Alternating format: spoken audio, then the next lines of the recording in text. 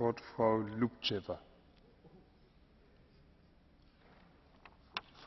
Господин председател, колеги! Обръщам внимание на проблем, предизвикал широк отзвук в балканските страни и който, ако се запази като тенденция, би могъл да създаде напрежение в региона. Става въпрос за изявление на министър-председателя на Република Турция господин Ердоган относно значението за Турция на части от България, Гърция, Македония, Косово и Сараево като части от бившата Османска империя. Това не е първата подобна публична изява на високопоставен турски политик.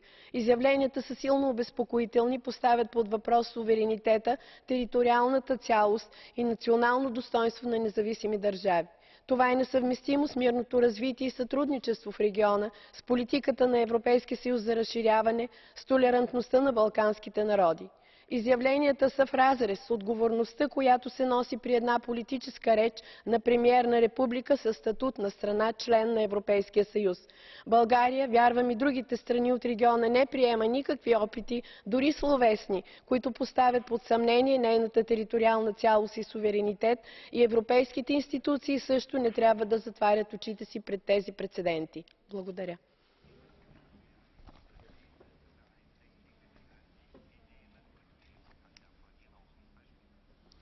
Herzlichen Dank, Frau Kollegin. Als nächste Rednerin hat für 1 Minute das Wort Frau Wertmann. Bitte sehr.